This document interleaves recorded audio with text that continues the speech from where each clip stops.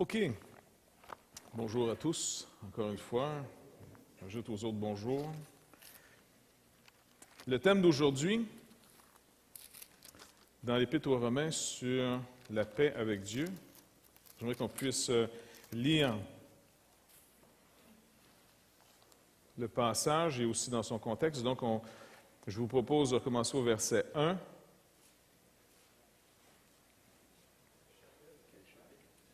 Ceux qui sont remplis de l'Esprit le savent. 5, il a dit.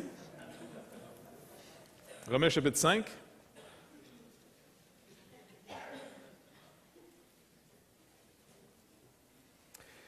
Étant donc justifiés par la foi, nous avons la paix avec Dieu par notre Seigneur Jésus-Christ, à qui nous devons d'avoir eu par la foi accès à cette grâce, dans laquelle nous demeurons fermes et nous nous glorifions dans l'espérance de la gloire de Dieu.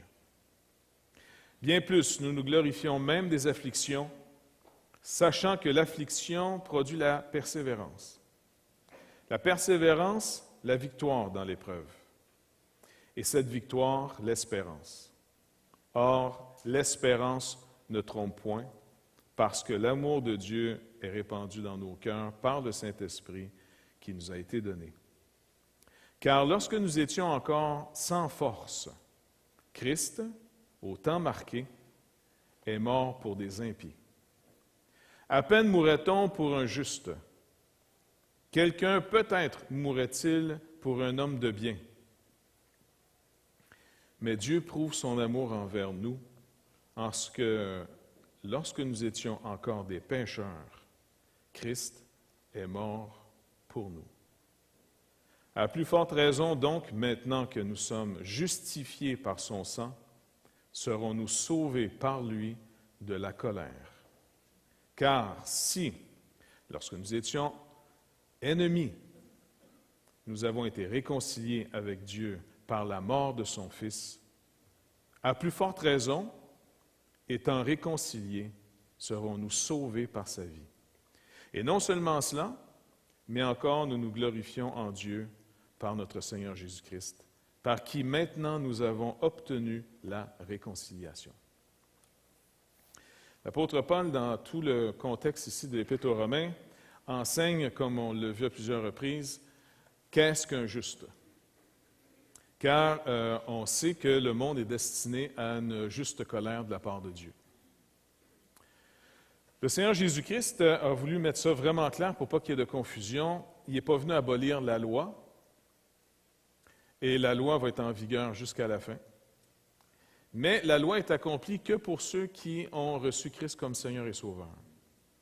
Pour tous ceux qui n'ont pas pris le temps, soit par mépris de la part de ce message, soit par négligence, soit qui ont d'autres choses à faire, bref, peu importe. Là.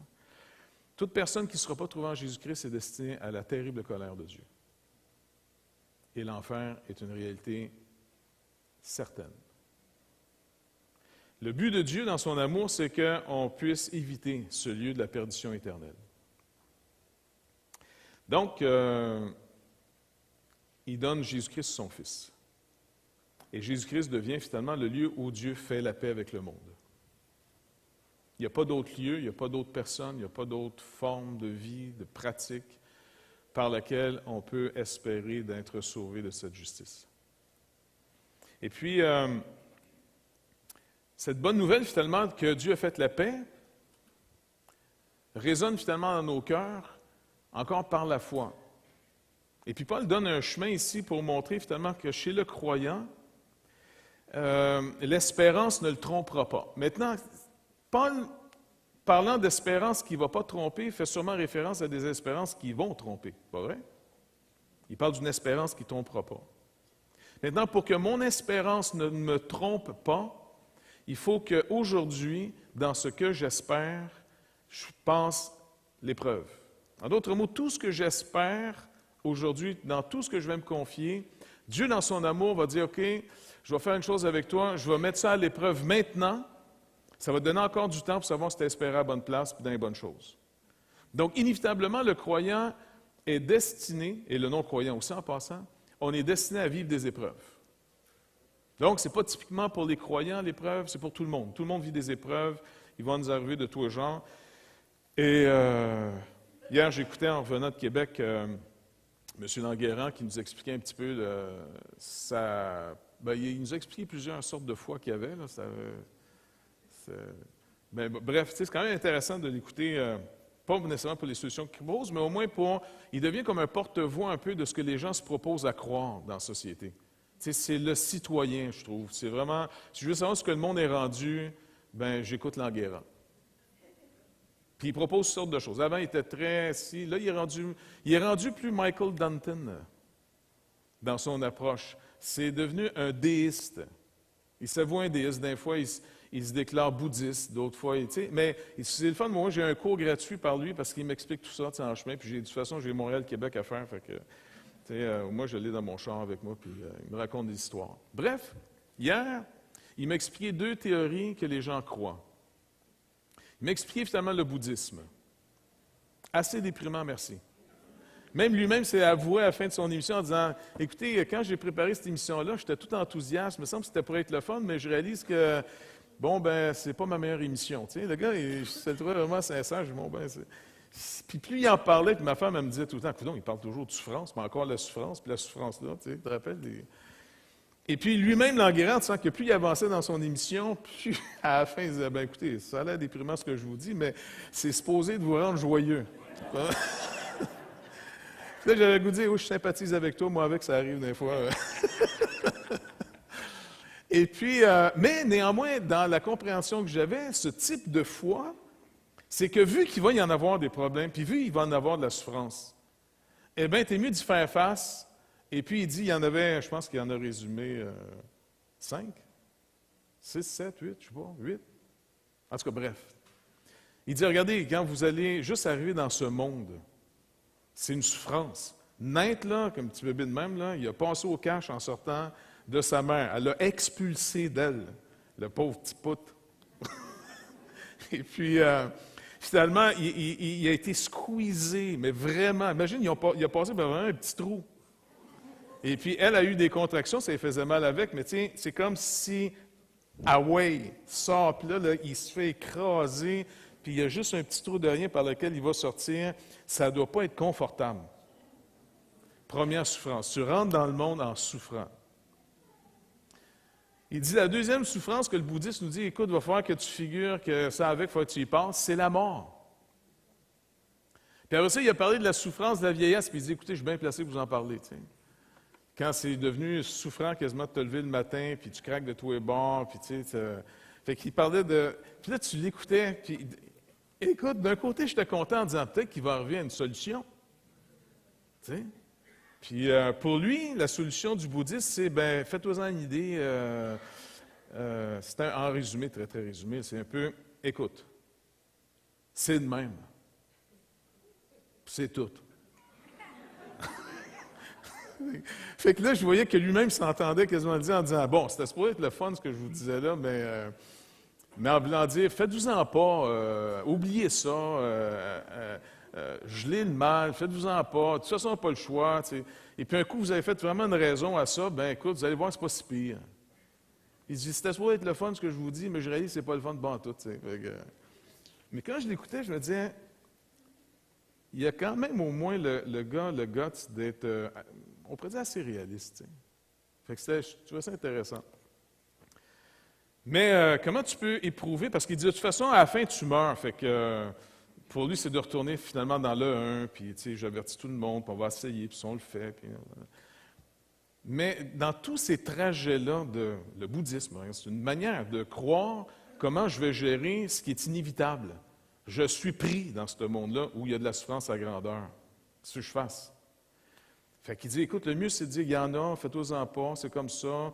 Deviens de moins en moins content, excité. Assume-la. Puis peut-être qu'éventuellement, si tu l'assumes, ça va produire une paix.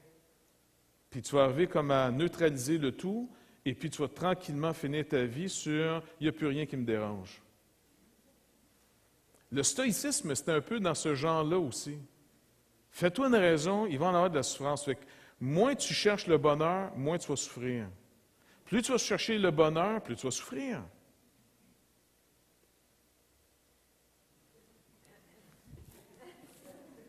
C'est eux autres qui le disent. Non, mais c'est vrai en réalité. Plus tu cherches à être heureux, qu'est-ce qui te fatigue quand tu n'es pas heureux? Tu en vas? Je ne sais pas, moi, avez-vous un des exercices, je demandais hier à Québec aux gens, l'apôtre Paul nous demande de faire des exercices de piété. Il y a des gens qui ont déjà fait de l'exercice ici? Il y a des menteurs comme moi aussi qui lèvent leur main. Vous avez un bicycle? Non. Bref, dites-moi finalement un type d'exercice spirituel que l'apôtre Paul nous suggère de faire. OK, la prière. La prière, c'est quoi en gros? Comment vous faites résumer la prière à quelqu'un? Là, ça serait quoi? Faire connaître nos besoins à Dieu. OK. Un autre exercice de piété. Pardon? Aider les pauvres. Visiter les malades.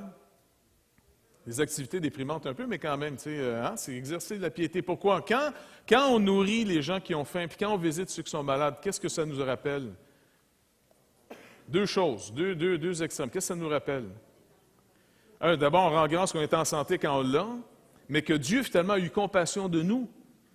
On a été le premier objet de la compassion de Dieu, donc on la manifeste aux autres. Et en même temps, le Seigneur nous rappelle, n'oublie pas, quand tu auras fait ça au plus petit d'entre les miens, tous les êtres humains sont à lui en passant. C'est à moi que vous l'avez fait. Et là, on rentre dans ce que Dieu est. On pratique ce qu'il est. On retrouve, au fond, la réalité de l'image dont nous sommes. On regarde la bonne place, on va le manifester, donc ça devient normal. Donc, nourrir les pauvres, s'occuper de ceux qui sont malades, visiter ceux qui sont malades. Un autre exercice de piété? Oui? Oui, s'attendre à Dieu dans l'épreuve. Oui, c'est la foi, la persévérance. Une autre chose, oui.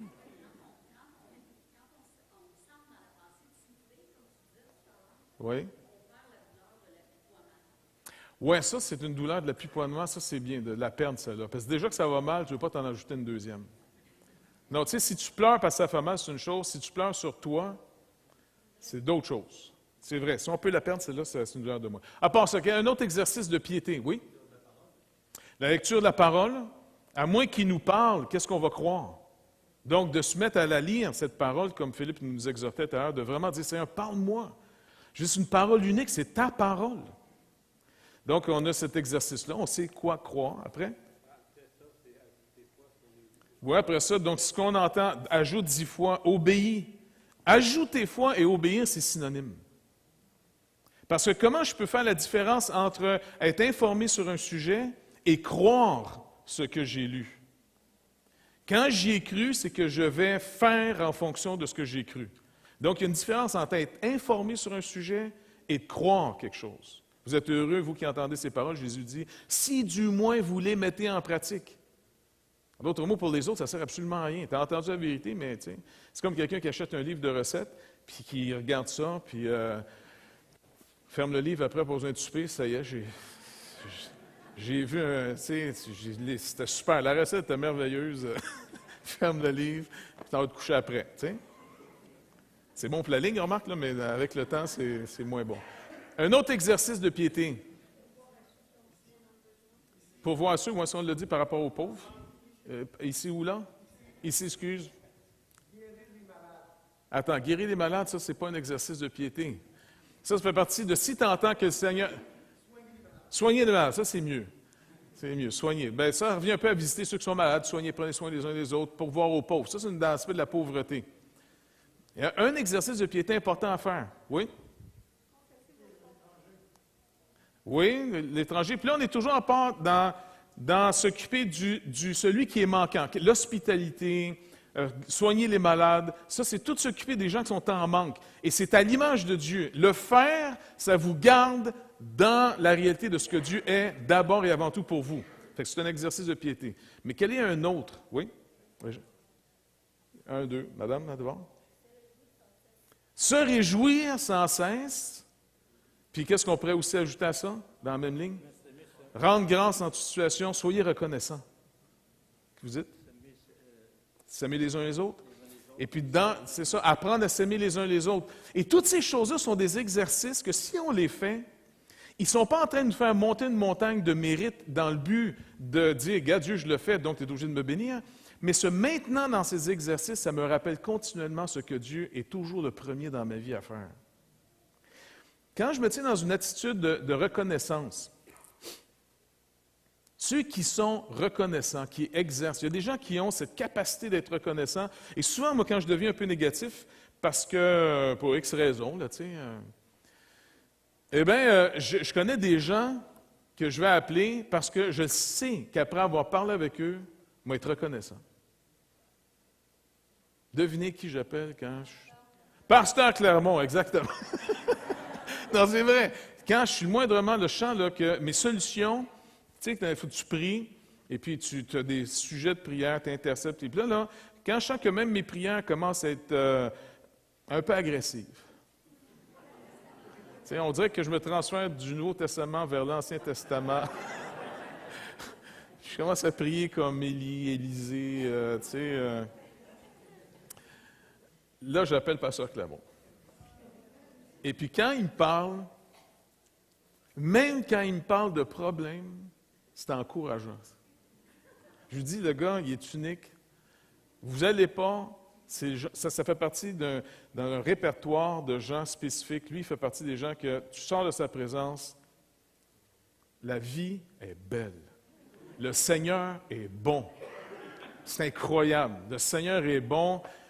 T'en veux d'autres problèmes pour l'appeler, pour encore te voir comment le Seigneur... Je vous le dis, j'ai rarement vu quelqu'un s'exercer à être si édifiant.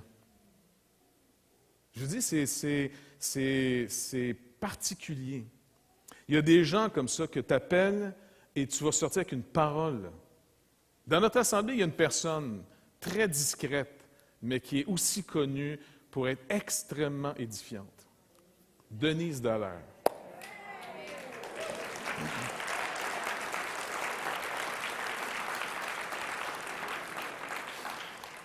C'est elle qui m'a payé pour que je vous le dise. Hein. Non, c'est le genre de personne qu'on va la connaître.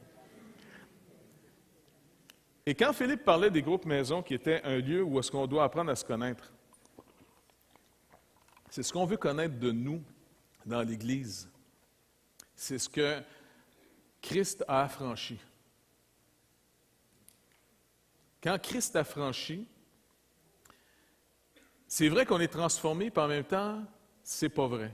Mais c'est vrai qu'on est transformé. Dans le sens, c'est que vous êtes enfin libérés. C'est vous, pour vrai. Tandis que tout ce qui est péché dans notre vie, tout ce qui est désobéissance dans notre vie, c'est pas nous. C'est le nous servant un idole. L'idole nous a fait des promesses. Il ne les tiendra jamais en passant, puis il nous demande de payer très cher. Jésus-Christ nous donne tout, et c'est vrai qu'il nous demande tout. Mais contrairement à l'idole, il ne nous donnera pas la journée qu'on va mériter. Il nous donne avant le mérite, parce qu'on n'arrivera jamais à mériter. Il brise le principe du mérite pour qu'il établisse une relation avec nous basée entièrement sur sa grâce. Donc, c'est pour ça qu'il a fait la paix avec nous. L'Évangile, c'est d'aller annoncer au monde entier en disant, en passant, réalisez-vous que Dieu a fait la paix avec le monde. Et il offre le pardon et la vie éternelle à quiconque veut vienne. Tout le monde, quiconque veut, venez. Sans rentrer dans l'histoire de la prédestination qui trouve tout le monde, on va rester néanmoins juste sur le message que tout le monde doit entendre parce qu'on doit le proclamer à la grandeur de la planète. Dieu a fait la paix. Jésus-Christ a été immolé. Il a été mis à mort pour nos péchés. Il est ressuscité pour rendre manifeste que le sacrifice a été agréé. Il a été reçu. Dieu a fait sa paix. Et c'est par ce sacrifice qu'il a fait sa paix une fois pour toutes. Il n'y aura plus jamais d'autres messies. Il n'y aura jamais d'autres formes de vie quelconque proposées. Et c'est comme ça que Dieu rétablit toutes choses. En Jésus-Christ. Les évangélistes ont tellement voulu être sûrs qu'on le comprenne que quand Jean a raconté, parce que la vie de Jésus est tellement riche, et n'oubliez pas, c'est juste 3 ans en plus. C'est 3 ans. Le reste de sa vie, c'est une vie ordinaire, cachée dans un village, Nazareth. Et pendant ce temps-là, ses parents ont été déportés, ils sont partis en Égypte parce qu'on voulait finalement persécuter l'enfant. De l'Égypte, finalement, il est revenu dans son pays, il est resté dans un petit village.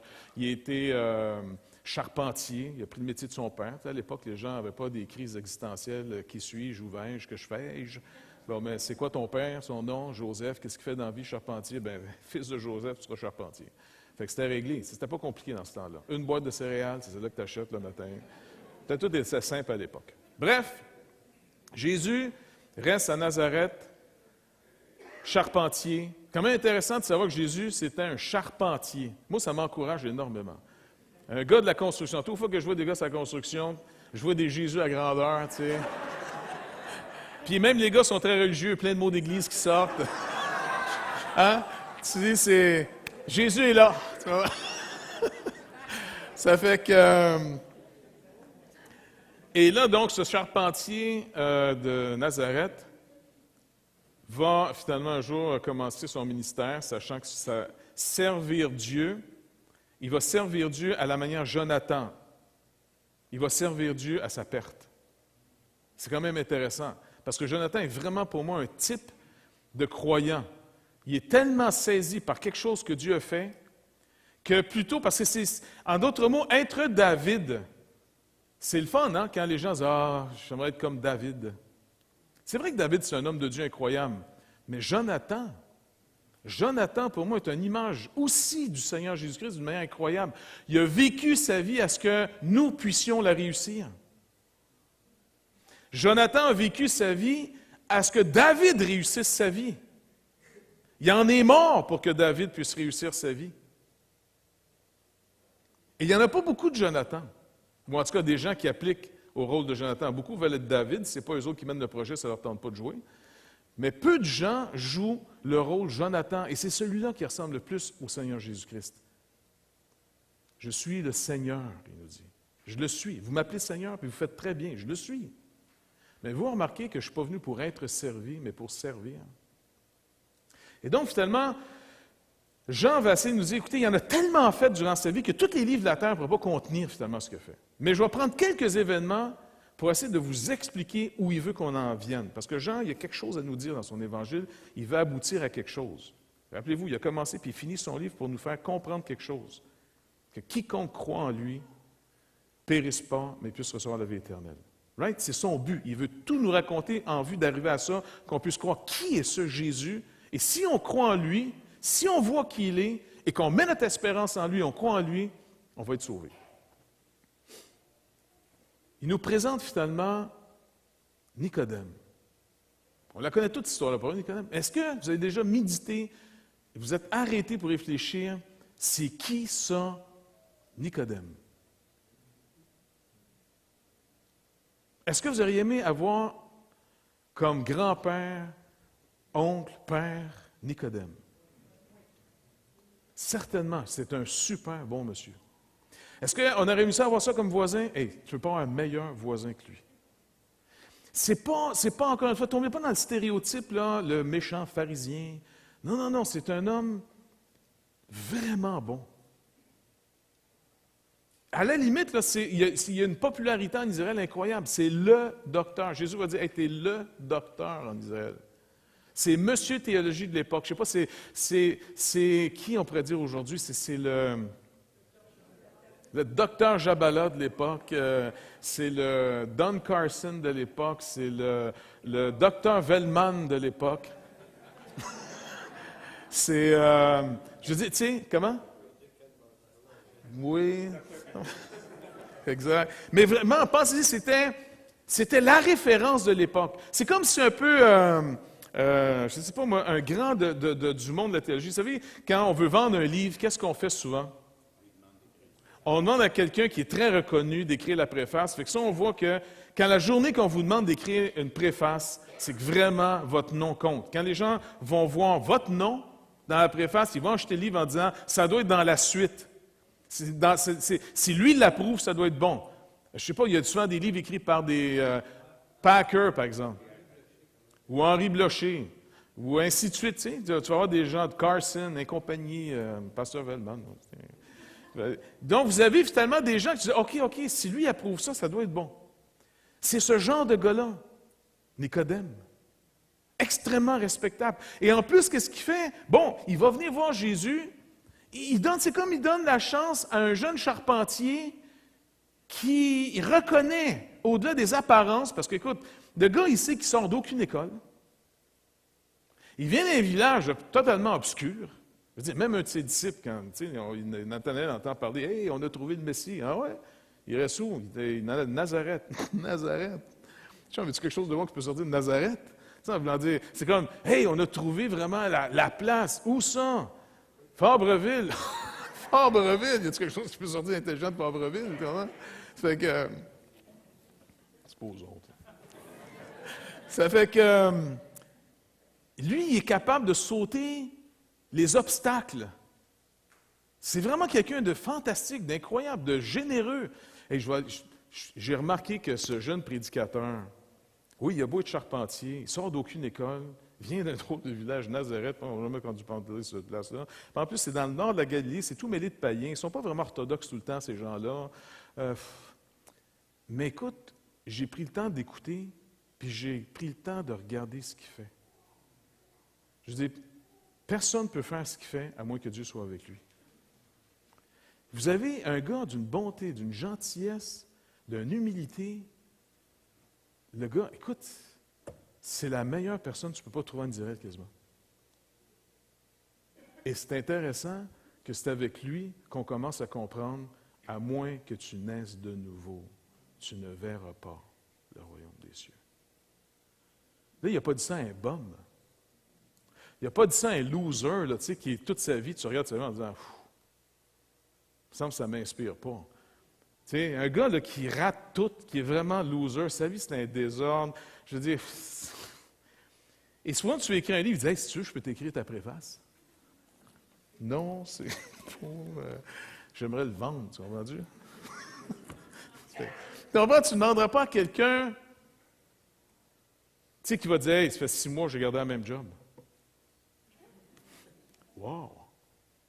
Non, là, on parle de quelqu'un, on parle dans le monde humain, là, dans les gens, là, dans le monde de la religion, entre guillemets, on parle de quelqu'un d'extrêmement admirable. Et Jean le choisit en disant, en passant, j'aimerais juste vous rappeler ce que Jésus lui a dit quand Nicodème est venu le voir. Après avoir reçu les compliments, puis d'être honoré par sa personne, Jésus dit, Nicodème, laisse-moi te dire juste une chose, on n'ira pas plus loin, là, à moins que tu naisses de nouveau. Tu ne verras pas le royaume de Dieu. En d'autres mots, si Nicodème ne passe pas, personne ne passe. Ce n'est pas pour mépriser Nicodème qui a été choisi pour qu'on introduise la nouvelle naissance. C'est pour que par ce gars-là, qui est le... Écoutez, vous le rencontrez, cet homme, il suit une religion orthodoxe, là. Il suit la religion de Dieu. Mais il n'a pas saisi que Dieu veut faire la paix avec les hommes. L'immoral, quand Paul commence dans sa lettre aux Romains, c'est assez facile. Hein? Le gars qui n'est pas moral pour Saint-Saëns, là, tu dis, oui, c'est sûr que lui, il a besoin de la connaissance puis de la bonne nouvelle. Écoute, sa vie, il va tout croche. Quand il fait une description de ce que c'est, là, regardez. Ça, c'est des gens qui ne se sont pas souciés de connaître Dieu. Fait qu'est-ce que Dieu fait? Bien, Dieu va les livrer à leur sens réprouvé. En d'autres mots, ces gens-là deviennent esclaves d'eux-mêmes. Ils ne contrôlent plus leur vie. Là. La sexualité pogne le dessus, le jeu pogne le dessus, l'alcool pogne le dessus, tout pogne le dessus, tu comprends-tu? Ils ne contrôlent plus rien, ces gens-là, parce qu'ils ont été moqueurs, ils ont sacré de Dieu comme si rien n'était, ils ont vécu n'importe comment. Dieu dit, tu veux vivre n'importe comment? Il n'y a pas de problème, chum. Sais-tu quoi? Je vais te laisser aller à toi-même. Vas-y. Et là, quand Dieu laisse aller quelqu'un à lui-même, le gars ne contrôle plus rien. Il ne peut plus rien promettre. Ça, c'est le genre de promesses du gars. Tu dis, bah oui, sinon c'est bien. Puis là, il te promet avec larmes. Hey, mon pauvre, toi, c'est des promesses d'ivrogne, ça ne vaut pas rien. Tu ne contrôles pas ta vie. Pourquoi tu me dis que tu vas me donner ta vie? Tu n'as rien à me donner. Tu ne l'as même pas pour toi. Puis tu dis, tu me la donnes. Si tu me racontes là. Donc, regardez la liste déprimante de ceux qui sont des immoraux, les méchants. Dieu les a livrés à leur sens réprouvé pour commettre des choses indignes. Étant remplis de toute espèce d'injustice, de méchanceté, de cupidité, de malice, d'envie, de meurtre, de querelle, de ruse, de malignité, rapporteurs, médisants, impies, arrogants, hautains, fanfarons, ingénieux au mal, rebelles à leurs parents, dépourvus d'intelligence, de loyauté, d'affection naturelle, de miséricorde. Vous êtes déprimant, vous avez une bonne gang là-dedans. Tu sais. Et bien qu'ils connaissent le jugement de Dieu, déclarant dignes de mort ceux qui commettent de telles choses, non seulement ils les font, mais ils sont en plus en campagne de faire approuver leur comportement par toute une société. Ça, c'est les immoraux. Ils ont commencé d'abord à détruire l'image de Dieu parce que tu ne peux pas devenir ça à moins que tu règles un premier problème. Il faut que tu tasses Dieu du décor. Il faut que tu enlèves Dieu de la société, donc il faut que tu enlèves tout ce qui te rappelle Dieu dans la société. Tu l'enlèves des écoles parce qu'il ne faut surtout pas que les enfants n'entendent parler de ce Dieu qui dit « Non, non, l'univers, je l'ai créé avec des lois, et si tu transgresses ces lois, ça ne marche jamais. Donc, si c'est vrai pour le physique, c'est surtout vrai pour le moral. Donc, on veut l'enlever des écoles pour dire non, non, non, il ne faut plus traumatiser les gens avec ça. Donc, on essaie d'enlever Dieu de toute la société. Pourquoi? Parce que toutes les fois qu'on dit Dieu, ça rappelle un juge. Et souvent, on entend des gens dire « Ah, le Dieu des chrétiens puis des Juifs, c'est un Dieu, là, c'est culpabilisant. » Pas vrai? Et puis, ça fait sentir des valeurs culpabilisantes, des valeurs judéo-chrétiennes. Puis qu'est-ce que nous, on veut répondre à ça?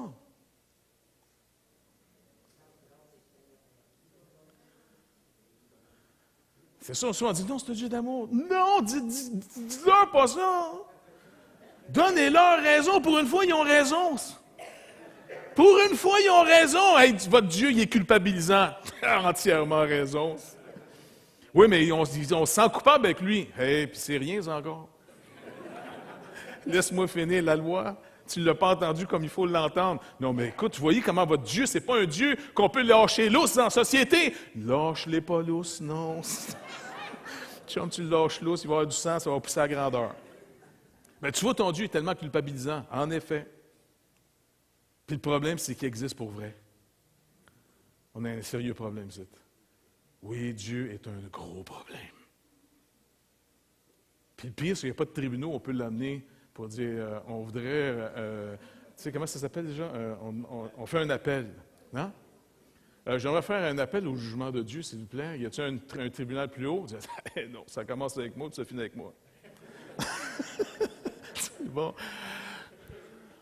Fait que quand les gens vont vous dire, votre Dieu, là, il est très culpabilisant, dites-leur, vous avez raison. Vous avez raison. Oui, mais c'est quoi la solution? Il n'est jamais content. Ah, vous avez encore plus raison, vous avez commencé à comprendre. Oui, mais comment on se débrouille avec lui? On ne peut pas se débrouiller avec lui. On ne peut pas négocier avec lui. Mais savez-vous quoi? On a une bonne nouvelle à vous annoncer. Ce Dieu-là, là, qui n'est pas reposant, là, il a fait la paix avec nous, le genre humain. Ah oui? En Jésus-Christ. Il n'y a pas d'autre lieu. Essayez pas de le tasser, parce que même si vous le tassez, vous remarquez, le pas fin, il a écrit ça dans nos cœurs. Tu comprends? Tasse-le, baisse le star. Tu sais, qu'il y a un monstre dehors, il te regarde, tu baisses le star. Tu sais, tu penses à un film, je ne sais pas moi, King Kong. Il grimpe l'édifice, là, et puis dans l'édifice, il arrive à ton appartement. OK, puis il te regarde. Même rien qu'un œil tellement qu'il est gros dans ta fenêtre. OK, King Kong est là, il te regarde. Toi, tu as peur, qu'est-ce que tu fais? Tu baisses le star. Si on est en sécurité, je viens de baisser le star. Tu comprends? Même si tu baisses le star derrière ta petite toile, si tu ne le vois plus, tu penses-tu qu'il n'est plus là? Tu fais juste lever le star tranquillement, puis il est là. Ta femme vient voir, pourquoi tu fais ce star? Tu ne veux pas le savoir. Tu ne veux pas le savoir. Et c'est un peu comme ça qu'on règle le problème de Dieu aujourd'hui. On baisse les stars. Mais le problème, c'est que le Seigneur a écrit cette mélodie dans nos cœurs. Vous n'avez pas remarqué? Les gens qui essaient de plus enlever Dieu puis qui veulent se débarrasser de la morale sont les nouveaux moralistes, encore plus moralistes que les autres. Écoutez certaines émissions de radio, que je nommerai pas, là, et qui sont anti-morale chrétienne, à tous les shows qu'ils font, l'après-midi, ils n'arrêtent pas de s'indigner. En d'autres mots, tu dis, mon pauvre moraliste, Tu as un sérieux problème parce que tu es anti-moral. C'est pas vrai. J'ai jamais vu quelqu'un d'aussi moral que toi. Tu es toujours à dire « Hey, c'était écœurant, ça va mal. Les maudites injustices. » C'est un moraliste qui fait comme ça. Un non-moraliste, il s'en fout. Il ne fait pas de programme de radio. Je veux dire, il n'a même pas le fun à écouter. Il n'a rien à dire. Il ne sera même pas indigné que ça va mal. J'en fous que ça aille mal. Il n'est pas moral. Il est amoral. Un amoral, il dérange personne. Il est amoral. Ne pas. Par contre, quelqu'un qui s'attaque à la morale par la morale, il vient de s'apercevoir d'une chose un moment en disant, tu réalises-tu que ce que tu accuses, c'est toi, cet homme? Tu ne peux pas te sortir de la loi. Tu sais qu'il faut rendre compte. La preuve, tu demandes des comptes à tous les jours, ces ondes de radio. « Hey, il faut qu'il y ait des responsables, il faut que quelqu'un va être, hey, bon temps! » Il n'arrête pas. Tu dis, mon pauvre, toi, tu réalises-tu que tu es en train de confirmer un jugement qui s'en vient sur ta vie, car toi qui condamnes ces choses, tu fais les mêmes affaires. Tu es pris. Et là, finalement, tu dis, mais bonne nouvelle, Dieu a fait la paix avec le monde. Arrête de t'indigner. La paix est faite. C'est réglé. Il nous a tous condamnés. Ah? Non, mais attends. Pour nous ressusciter toute la gang. Quiconque veut vienne. Fait que Dieu finit une création en disant, non, si vous restez dans la première, les gars, je vous le dis tout de suite, je l'ai fini. Elle est réglée, elle est finie. Fini. On peut faire du soin palliatif, mais on ne sauvera pas cette planète. Point. Il n'y a rien à faire. Soulager, aider, mais c'est fini. On entend des fois des nouvelles. Une fois, j'ai entendu à la radio, toujours à la radio, j'entends des affaires. Écoutez-moi souvent. Non, mais je lis ma Bible après, ça me lave la tête un peu. Nos chercheurs croient trouver un moyen qu'un jour, les hommes vont vivre pour toujours. Vous avez entendu cela? Hein? Mais ils ne disent plus, là, parce que pour moi, les études n'ont pas été concluantes, mais c'est l'espérance de trouver un remède qui fait que tu ne mourras pas. Hey, honnêtement, on veut-tu rester pogné de même pour toujours? Tu vois, c'est pas une bonne nouvelle pantoute en disant, non, j'espère que ça va finir, cette affaire-là, à un moment donné. Imaginez si on reste pogné de même. Pour tout le temps.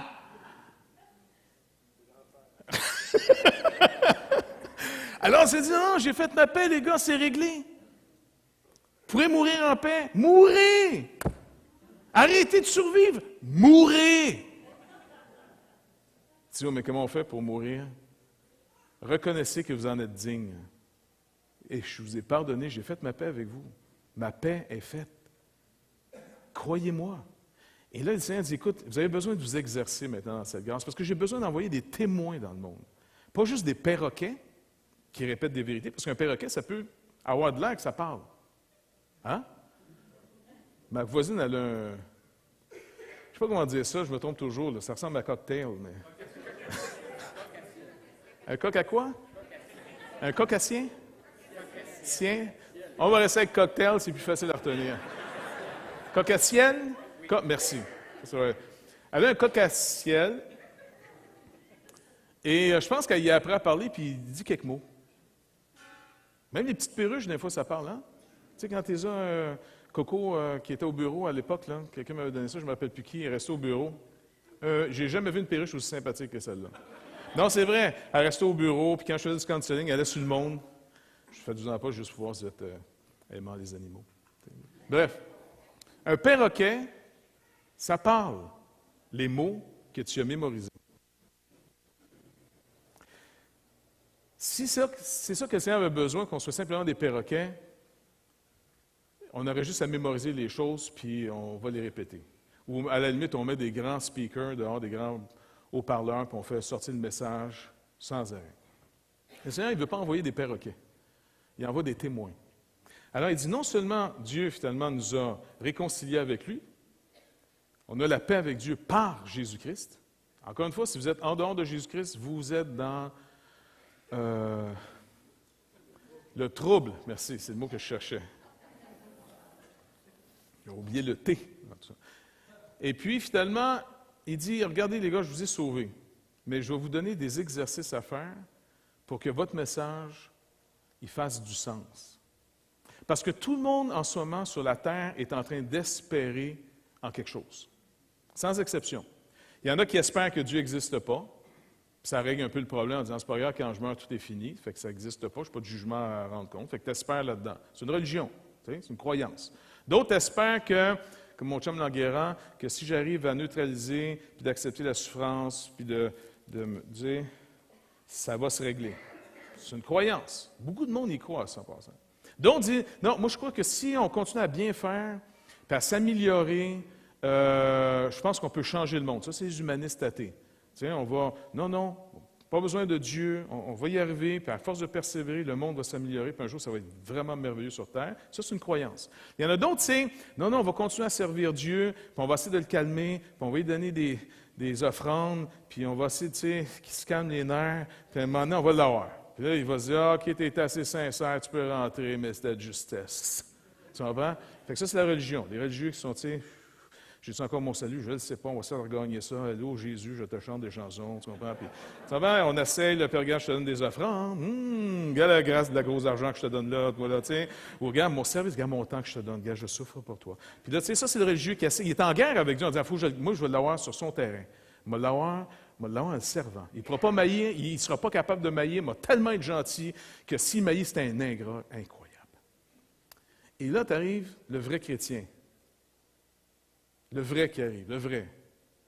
Lui, il découvre qu'il a la paix avec Dieu. Puis il dit, tu m'aimes-tu pour vrai? J'ai dit, oui. Ah ouais? C'est bon. Tu m'aimes ça encore? Oui. Même quand je fais ça? Oui, non, je t'aime. Écoute, j'ai fait ma paix avec toi, c'est réglé. Oui, mais tu sais que moi, je ne suis pas si gentil que ça, hein? Non, je sais, c'est pour ça que je me suis chargé de la dépense avant qu'on commence. C'était quoi là? T'attends quoi de moi? J'attends que tu sois parfait.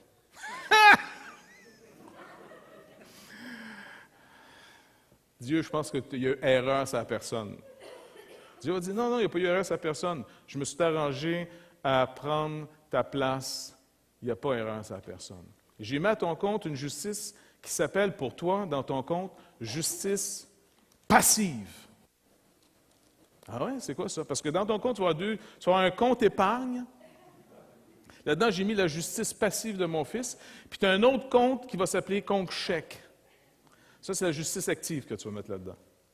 En d'autres mots, quand on se rend compte, moi et toi, rappelle-toi que c'est sur le compte épargne. Ça marche? Ce compte-là, il y a ma propre justice là-dedans, est passive, tu ne peux rien ajouter à ça, tu ne peux rien enlever à ça. Par contre, dans ta vie de tous les jours, il va falloir que tu t'arranges à griller un petit peu ton compte chèque. En d'autres mots, si tu écœures trop souvent ton frère, ne sois pas surpris qu'il t'impose les mains. Il va falloir que tu investisses un peu plus. En d'autres mots, le compte chèque sert à la vie de tous les jours. Essaye de comprendre comment tu peux mieux agir. Là, tu peux investir là. Mais dans le compte épargne, ne cherche pas à investir là. J'ai réglé le problème. Une fois pour toutes, j'ai mis ma propre justice là. Là, à partir de ce compte-là, maintenant que moi et toi, on est en paix, ça veut dire que je suis en paix avec toi. En passant, ça ne veut pas dire que moi, dans ma nature, je suis nécessairement en paix avec Dieu. Tu comprends? Moi, je vais apprendre. Moi, je découvre qu'il est en paix avec moi. Donc, c'est moi qui vais m'ajuster à ce Dieu qui a fait la paix avec moi en Jésus-Christ sur une justice passive. Il dit, là, j'ai mis de la justice, ma justice passive. Tu ne peux pas ajouter. Ça, c'est comme un genre de compte de banque où tu ne peux pas finalement t'endetter. Il est unique. Et là, je vais te réapprendre à vivre. Et ça va être quoi pour nous, réapprendre à vivre? Bien, regarde bien. Je vais te donner des promesses régulièrement. Je vais te parler. J'ai rétabli la communication avec toi. Maintenant, je vais te demander de me faire confiance. Et faire confiance, ça va être synonyme, tu m'obéisses quand je te parle. Tu vas échouer souvent, c'est pas grave. Rappelle-toi, on a établi notre relation non plus sur ta justice du compte chèque, mais notre justice, finalement, qui fait que tu restes en communion avec moi, est basée sur le compte épargne. Maintenant, je vais t'apprendre finalement que je suis Dieu. Dans quel sens? Parce que, écoute, tu espères dans plein de choses en ce moment, mais tu ne réalises pas que tu espères dans des idoles. Tu ne te rends pas compte. Et là, je vais commencer à démasquer tous les idoles de ta vie, tranquillement. On va marcher ensemble, puis je vais demander à dire, regarde, sais-tu pourquoi tu fais ça? Ça vient de cette croyance-là. tu espères dans ce Dieu-là. Ce n'est pas un Dieu, c'est un idole, c'est faux. Alors, je vais te demander de me faire confiance, que tu passes de l'idolâtrie à la foi en moi. Et c'est comme ça que le croyant devient un témoin. C'est comme ça, finalement, que notre espérance ne nous trompe pas. Parce que Dieu va mettre tout à l'épreuve. Et si ça ne marche pas, arrêtez de vous entêter. Et Jacques va dire, écoutez, quand vous êtes rendu dans un zèle amer, arrêtez de mentir contre la vérité, vous n'êtes plus dans, ça y est, vous êtes en dehors de la traque. Vous n'êtes plus dans cette foi qui produit le calme et la confiance. Vous n'êtes plus dans sa paix. Vous êtes en train de vous justifier à quelque part. Vous êtes confié dans un idole qui ne fournit pas du tout le stock. Et chaque culture a certains idoles en priorité par rapport à d'autres. C'est pour ça que c'est facile pour nous, quand on change de culture, de voir les idoles des autres. Puis là, on dit, « Hey, wow, regardons ça, c'est donc niaiseux de faire ça. » Non, pour eux autres, c'est pas niaiseux pantoute. Eux autres, quand ils viennent chez nous, on dit, « Ils sont bien niaiseux de faire ça. » Nous autres, non, c'est pas niaiseux pantoute. Nous autres, c'est pas niaiseux du tout d'abandonner nos femmes, nos enfants, nos maris pour notre carrière. Pas vrai? C'est louable. Nous, on trouve ça noble, quelqu'un qui néglige les siens pour réussir sa carrière. Même si tes enfants finissent dans la drogue, dans toutes sortes d'affaires, fais-les bien raides. C'est pas grave. Tu as réussi une carrière. Tu es noble. Tu n'es jamais chez vous. Tu ne parles jamais à tes enfants, tu n'as pas le temps, parce que tu as tellement passé du temps avec les autres, quand tu arrives chez vous le soir, tu n'as plus de temps pour ta femme, tu n'as plus de temps pour ton mari, tu n'as plus le temps pour tes enfants, tu n'as pas le temps pour personne. Mais c'est pas grave, c'est juste. C'est le repos du juste, c'est la fatigue du juste, parce que tu as travaillé à une noble cause. Ça, c'est un idole. Il est très demandant. Et savez-vous quoi? Même dans le Seigneur, on peut tomber dans le même panneau. Jésus, vous vous rappelez ce qu'il a dit? « Hey, vous n'avez pas assisté vos parents, parce que vous avez dit à vos parents, « Écoute, ce que j'aurais pu t'assister, c'était déjà offert à Dieu. Je n'ai pas le temps de m'occuper de toi, je te servais Dieu. » Nos idoles là, sont tellement fins.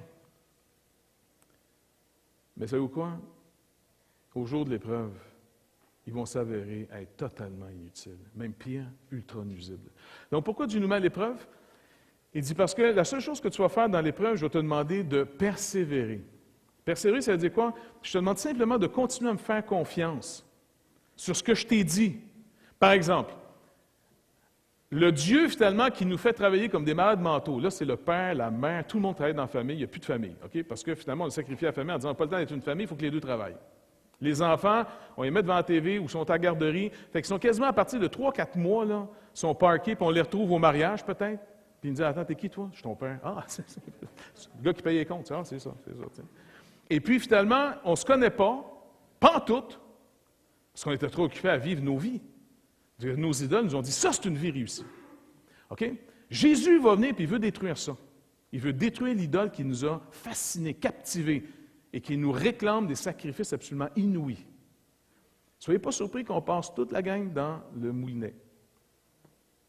Pas parce qu'il veut se venger et il veut faire du tort, parce qu'il veut nous établir sur une, il dit ici, sur une espérance qui ne trompe pas. Espère dans ce qui ne te trompera pas. Le seul qui ne nous trompera pas, c'est lui. Tout le reste va nous tromper. Et quand la compagnie a décidé que c'est fini, Charles, bye-bye, qu'est-ce que tu fais après? Fini. Plus de job. Parce que la compagnie, vous avez fait aux pas, tu as travaillé pour nous autres pendant 20 ans, on va s'occuper de toi pour les 50 prochaines années. On ne te laissera jamais tomber. Voyons donc, on se laisse tout tomber, toute la gang. Imaginez une femme qui a fait une idolâtrie de sa famille. Parce que la famille aussi peut être une idolâtrie. Servi son mari, tu sais, il m'aime parce qu'il m'aime, puis mes enfants. Les enfants s'en vont. Le mari meurt. L'écœurant. Ils sont trop. Mais comment ça se fait que tu es mort, toi, là? Ben, je ne sais pas. C'est un poignet de même. Puis là, le mari meurt. Supposons que le mari meurt, puis tu as des enfants assez adultes, mais là, ils vont tous se marier.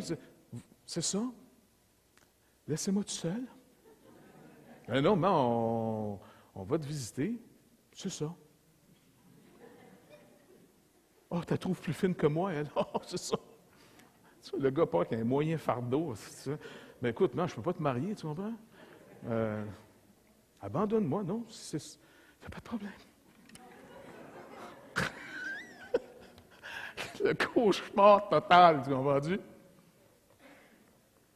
savais qu'il y avait des abonnements téléphoniques, ça ne coûtait rien à appeler? Ça, c'est quelqu'un qui est pogné dans une idolâtrie familiale. D'autres, c'est la carrière. D'autres, c'est hey, « j'ai servi le Seigneur. J'ai servi le Seigneur. » Tu n'es jamais là à la maison, mais j'ai servi le Seigneur. Ça dit, ouais, je sais, ils sont aperçus que tu m'as servi aussi. C'est pour ça qu'ils ne viennent pas à l'église. Et pourquoi? Ben, ton Dieu, là, en réalité, qui était moi, là, supposément, là, c'est pas ça que je t'ai demandé. Je t'ai dit que si tu ne t'occupes pas d'abord de tes tiens, tu es pire qu'un infidèle. Fait que c'est sûr que c'est plus stimulant d'aller parler à des étrangers que ceux que tu connais. Je n'avais pas vu de même. Non. Quand tu es rendu qu'il faut peut-être évangéliser tes enfants dans la rue, on a un sérieux problème. Mais est-ce que vous réalisez que tout peut devenir une idole? Vous n'êtes jamais à l'abri de l'idolâtrie? Est-ce que vous réalisez qu'il n'y a pas une journée qu'on peut commencer en disant « Attends, Seigneur, sais-tu quoi? On en repart un autre. » Je pense que j'ai commencé à comprendre que moi, la seule chose que je sais bien faire, c'est de me tromper. Puis toi, ton rôle, c'est que tu ne te trompes jamais. Donc, si on se mettait ensemble, tu pourrais-tu aujourd'hui me dire la vérité? Au secours. Tiens, dis pas de problème, persévère. Jusqu'à quand? Ben, jusqu'à quand que je te délivre. OK. Et puis, mais si je monte mon coup, fais-toi-en pas, j'ai fait la paix avec toi. Je suis en paix avec toi. Tu fais pas ça pour qu'on ait la paix. Je suis en paix avec toi. M'a te rééduqué. Ça va-tu être parfait? Ben, jamais de la vie. Ça me prendrait une éternité. Fait que, écoute, je t'ai tué avant, puis je vais te changer après, tu comprends? Ça ne sortira jamais, tu comprends? Oui, mais quand est-ce que tu vas comprendre? Tu vas comprendre juste quelques petits bouts. Le reste, là, sa nouvelle terre, nouveaux cieux, sans le corps de mort, tu vas voir, ça va être plus facile. Oui, mais pourquoi tu ne changes pas tout de suite? On n'a pas besoin de changer tout de suite, c'est réglé, je suis en paix avec toi, moi, là. Oui, peut-être, mais moi, je ne suis peut-être pas en paix avec ça. Le Seigneur dit, bien, il va falloir que tu apprennes, on va dépendre tous les deux de ma paix. Moi, je suis en paix, reste en paix sur ma paix, puis attends que la mienne vienne régler la tienne un jour, tu sais. Oui, mais je n'aime pas ce que... Non, je le sais. Moi non plus, c'est pour ça que je l'ai tué. Mais je t'ai délivré. Je t'aime. C'est réglé. Là, on va avoir une relation nouvelle. Et sais-tu quoi? Je ne te délivrerai pas tout de suite de ton corps de mort. Tu vas le voir de plus en plus. Puis en même temps, la vieillesse va t'aider. Il va être de plus en plus laid. Exerce-toi, fais tout ce que tu veux. T'sais, mais tu vois, les muscles grossissent moins vite. L'attraction a plus de force. Tout pend. Et puis là, tu es là. Mais est-ce que tu vas venir à mon secours? Certainement, je vais te rappeler à tous les jours que je t'aime. Oui, non, mais dans le sens, je sais que tu m'aimes, je sais, mais comment tu pourrais m'aider pour que ça, tu sais, que j'ai l'air? Tu n'aurais pas besoin d'être... Je vais te porter. Les couches aussi, peut-être? Peut-être. Mais je t'aime. Arrête de t'en faire, je t'aime, c'est réglé. Arrête d'avoir peur. Oui, je sais que tu m'aimes, Seigneur, mais peut-être que les autres ne le savent pas. Fait que prouve-le devant tout le monde que tu m'aimes. Non, je n'ai pas besoin. Je veux que tu apprennes maintenant à aller dire aux autres, regarde, tu vas leur dire, savez-vous quoi, Dieu m'aime. Ils vont trouver ça drôle. Ils vont même de la difficulté à croire. T'aimes-toi? Oui, je sais que ça paraît étrange, mais je dis, il m'aime. Il m'aime. Oui. Mais attendez, les gars, je vous le dis. Il m'a pardonné, t'es sûr? Oui, il a rétabli la relation avec moi, il me bénit. Ah ouais? Ouais. Puis là, tu commences à raconter ton témoignage. Pourquoi? Attends, laisse-moi te dire. Tu sais, à un moment donné, Dieu m'a mis dans l'épreuve. Qui? Le diable? Non, Dieu. C'est lui qui amène les épreuves? Oui, il est généreux avec ça. Mais non, attends, c'est le début de l'histoire. C'est parce qu'il veut me montrer à trois fois comment il m'aime. Puis il m'en sort. Il me met dans l'épreuve. Juste avant que j'ai brûlé, il ressort. Puis il dit, regarde comment je t'aime. Oui, il était temps que tu m'aimes, tu comprends? Puis il dit, on recommence. Encore? Oui, parce que je veux te montrer comment je t'aime. Je le crois. Non, mais il n'y a pas de problème. Il me remet dans le feu. Juste avant que je... hey, tu sais comment je t'aime? Eh oui, c'est le fun. J'espère que tu as du plaisir quand tu fais ça, parce que là... puis après ça, tu dis, coudonc, puis là, tu as plein d'histoires. Non pas comment tu étais bon, parce que toi, il te sort juste avant que les cheveux te frisent. Tu comprends? Hey! Puis là, tu dis, hey, laisse-moi te montrer comment il m'aime. Là, tu n'arrêtes pas de parler de lui. Et les gens vont dire, c'est vraiment vrai qu'il t'aime? Eh oui, c'est bizarre, hein? Eh oui, c'est vrai. Bon, ben, écoute, vu que tu n'as pas l'air si spécial que ça, puis il t'aime, penses-tu qu'il peut m'aimer moi? Ben oui, c'est ce qu'il veut que je te dise. Comprends-le, parce que je t'ai écœuré d'aller dans le fournaise pour toi, tu comprends? Et puis c'est comme ça que le chrétien a un témoignage où il n'arrête pas de parler de son Sauveur, comment Dieu nous a aimés le premier, comment Dieu est fidèle, comment on peut compter sur lui. Puis on ne raconte pas, « Hey, c'est moi, sais-tu comment je persévère d'heures en prière? Sais-tu combien de paragraphes de Bible que je lis? Sais-tu comment je me fouette le soir avant de coucher? » Quand tu seras rendu là, bonhomme, on se parlera. Ça va? Non, ça, c'est pas intéressant. Il n'y a personne qui va entendre parler de ça. Ils veulent entendre parler de monde ordinaire qui continue à faire confiance au Seigneur. Le Seigneur est digne de confiance parce qu'il est fidèle, il n'arrête pas, puis le croyant commence à prendre plaisir. « Hey, quand est ce prochain feu? Il est allumé. Oh! » Et il n'a plus envie de dire « J'ai hâte de voir comment tu vas me sortir de celle-là. » Puis le Seigneur dit « Oublie pas, une bonne fois, je vais te sortir, mais par la mort. » Ah! Non, mais ça va être la vraie finale. Fais ça comme du monde, ça soit beau. On peut-tu se pratiquer encore un peu? Et c'est comme ça qu'on va sortir de ça. Imaginez le croyant qui a tellement connu la fidélité de son Dieu, plutôt que de se regarder le nombril sans arrêt, comment il a été spirituel, à la fin, quand Dieu dit, sais-tu quoi? Je t'annonce une grande première. Demain, je viens te chercher. Oh, wow! Oui! Non, ça sera pas, il ne flippera pas. Je sais qui vient me chercher. Je l'ai connu. Je sais qui est celui qui vient me chercher. Il a fait la paix avec moi depuis des années, j'ai reçu sa paix. Depuis des années, il m'a appris comment il m'a aimé. Il m'a dit qu'il s'en allait me chercher. Hey! Là, tu vois les anciens qui arrivent avec l'huile.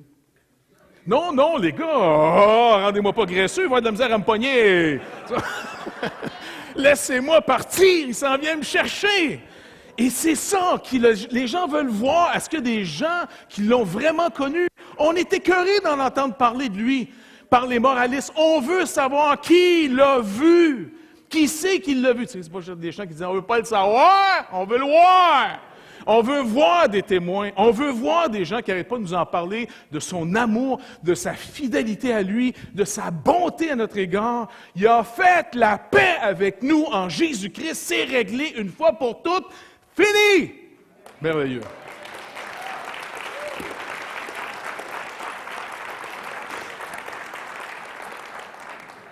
Si tu continues à taper, il va mourir, il s'en vient me chercher. Il est encore là.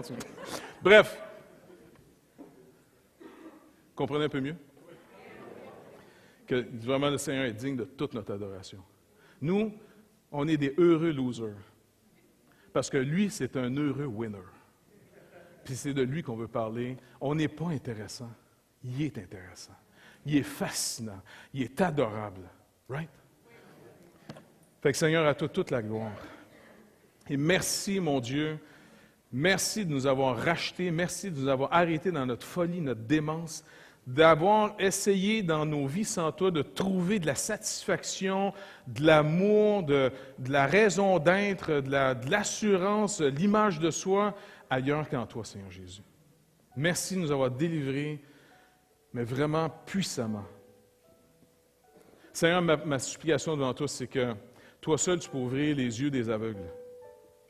Toi seul, Seigneur Dieu, tu peux donner l'ouïe à un sourd. Toi seul peux appeler le mort à la vie. Et Seigneur, devant toi et devant des hommes, si ici, il y a des gens qui n'ont jamais réalisé le besoin d'être sauvés, Seigneur Dieu, tu les connais tous. Tu nous connais ici tous sans exception. S'il vous plaît, Seigneur Dieu, tourmente ces gens jusqu'à ce qu'ils viennent à toi, à savoir que la loi est écrite dans leur cœur. Ils ne pourront jamais se sortir d'eux-mêmes de cette loi que tu as écrite. Tu es dehors, tu nous regardes, on a beau fermer les stores, tu restes là. Seigneur, nos cœurs nous condamnent, c'est vrai, parce que la loi est écrite dans nos cœurs. Mais tu dis quelque chose de beaucoup plus beau. Tu es plus grand que nos cœurs. Si nos cœurs nous condamnent parce que la loi est écrite, toi, tu nous annonces l'Évangile. Tu nous annonces Jésus-Christ, ton Fils unique, qui a porté nos péchés, qui en est mort, mais qui est ressuscité, qui est à ta droite. Alors, Seigneur Dieu, ouvre les yeux des aveugles, maintenant, s'il vous plaît, Seigneur. Et que toute forme de rébellion, toute forme de stupidité, toute forme d'idolâtrie puisse perdre totalement son charme, son mensonge, avant que la mort vienne chercher. Et si, Seigneur Dieu, on est seul, on n'est pas avec toi, la mort n'est pas un ami. C'était l'avertissement final. Après quoi, tu dis dans ta parole, vient le jugement. Et personne ne peut échapper au jugement. Dans l'Épître aux Hébreux, tu nous rappelles, Seigneur Dieu, comment échapperons-nous en négligeant un si grand salut? Juste négliger. Seigneur, tu ne plaisantes pas du tout avec le monde. Et pourtant, ta paix est faite en Jésus-Christ, mais en Jésus-Christ seul. Et comme Pierre nous l'a rappelé, il n'y a pas d'autre nom qui a été donné sous le ciel que ce nom, au nom de Jésus, afin que quiconque invoque ce nom soit sauvé. Seigneur, s'il vous plaît, mon Dieu, détruis tout ce qui nous empêche de venir vers toi. Viens à notre secours. Ouvre nos yeux. Merci, Seigneur.